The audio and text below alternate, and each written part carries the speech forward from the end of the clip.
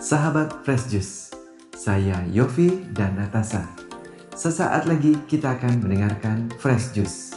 Jumat 19 September 2025 bersama Bapak Warindra dari Yogyakarta. Selamat mendengarkan.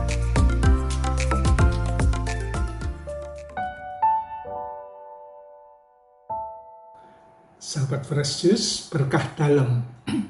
Apa kabar? Semoga semua sehat dan berbahagia hari ini. Berjumpa kembali dengan saya, Warindra dari Yogyakarta.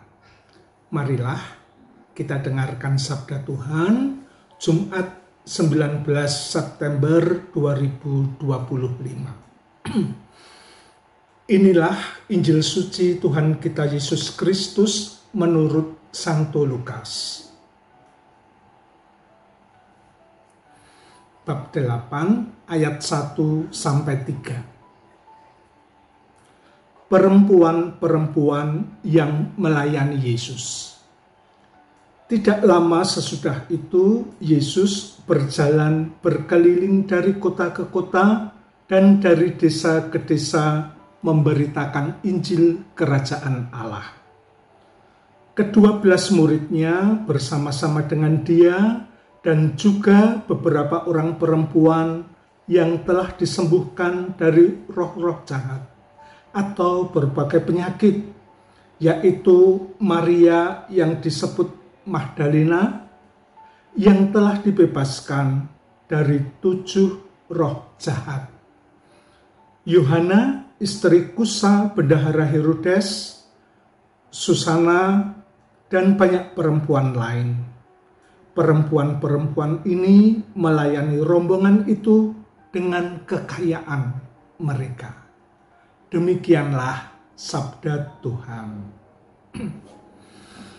Sahabat Fresh Juice terkasih, membaca bacaan Injil hari ini, saya jadi teringat pengalaman di awal-awal tahun 2000. Sudah lama sekali. Saya mengunjungi pameran buku IKAPI di Senayan. Penerbit tempat saya bekerja waktu itu, penerbit Canisius di Jogja, mengirim divisi pameran untuk turut sebagai peserta. Sementara itu, saya sebagai editor sekedar orientasi saja, melihat-lihat tren perbukuan dan produk-produk andalan penerbit lain, serta mengamati kecenderungan pasar. Langkah saya terhenti di sebuah stand yang menggelar produk-produk keping VCD dan DVD. Pasalnya, saya melihat ada sebuah judul yang menggelitik. Di kemasannya tertulis judul bahwa Yesus itu sebenarnya poligami. Tentu ini berasal dari penerbit berbasis agama yang bukan Kristiani. Entah mereka sadar atau tidak bahwa produknya ini bisa menebar kebencian. Tetapi yang menarik bagi saya, meski banyak orang berkerumun saat keping itu diputar, orang-orang tidak bereaksi, baik secara emosi maupun market.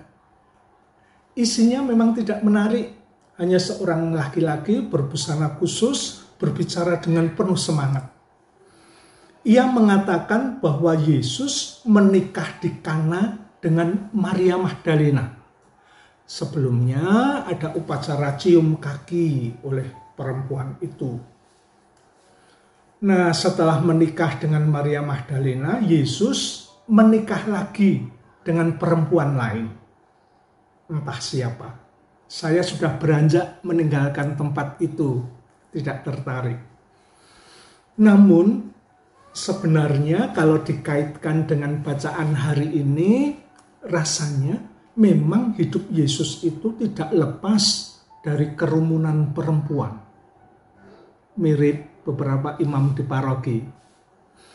Karena itu wajar saja diterpa gosip. Tetapi sikap Yesus terhadap perempuan-perempuan di sekelilingnya itu tentu tidak bisa disamakan dengan para tokoh yang kita kenal. Seperti para raja dan presiden dengan banyak istri dan perempuan di sekitarnya. Atau tokoh profesi tertentu yang populer dikelilingi perempuan. Maupun tokoh agama dengan banyak istri. Sekarang ini dengan dikelilingi perempuan dalam hidupnya, mungkin seseorang laki-laki merasa makin dipandang berkelas, punya harta, punya kuasa, dan itu menjadi bukti kesuksesan hidupnya.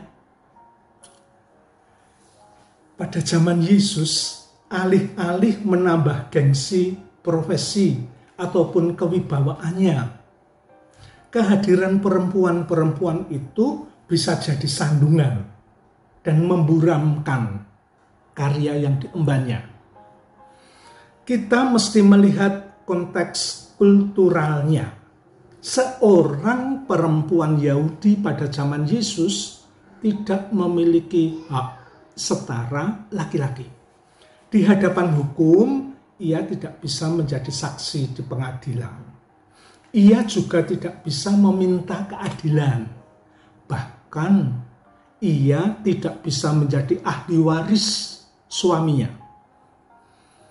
Kalau suaminya meninggal, hak waris jatuh kepada anak laki-laki sulungnya. Dalam keluarga, laki-laki kepala keluarga mempunyai hak kuasa mutlak, oikodespates, artinya tuan atas rumah tangganya.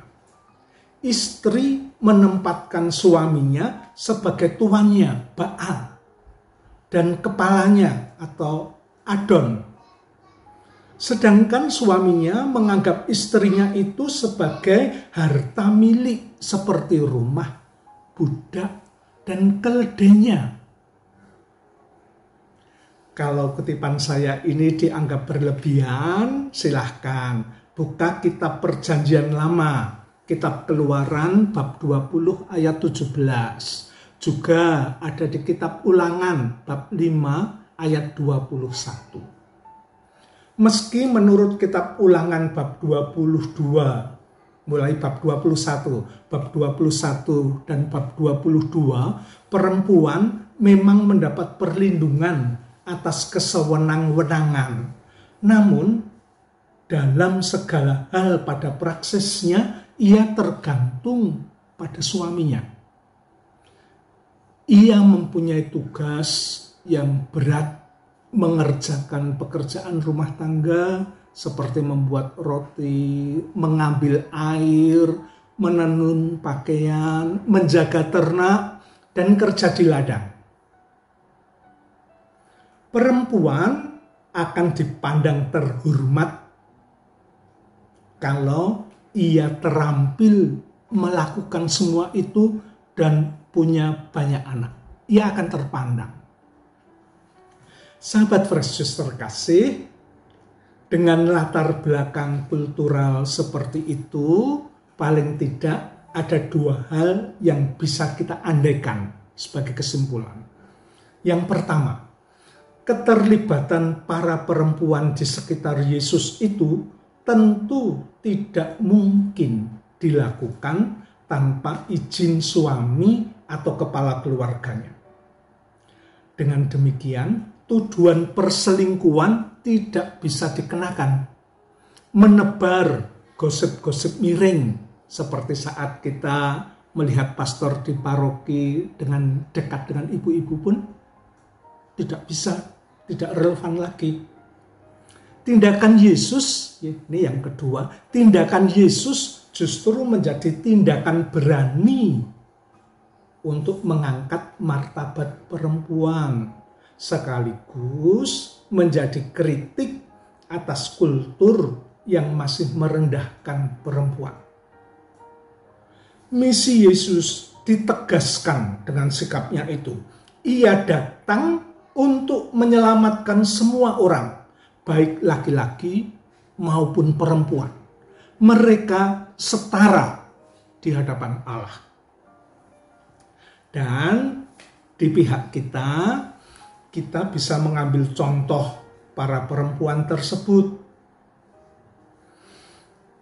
Disebutkan dalam bacaan yang baru saja kita dengarkan bersama, para perempuan yang melayani Yesus dan rombongan para rasul itu melayani dengan kekayaan mereka. Melayani dengan kekayaan mereka.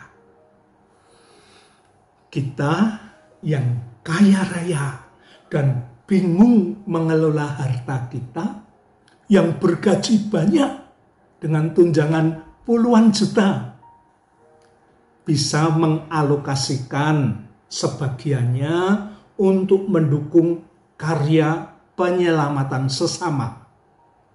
Begitupun kita yang seperti janda miskin bisa merelakan harta milik kita yang tidak seberapa dari kekurangan kita itu tanpa harus minder berapa jumlah sumbangannya.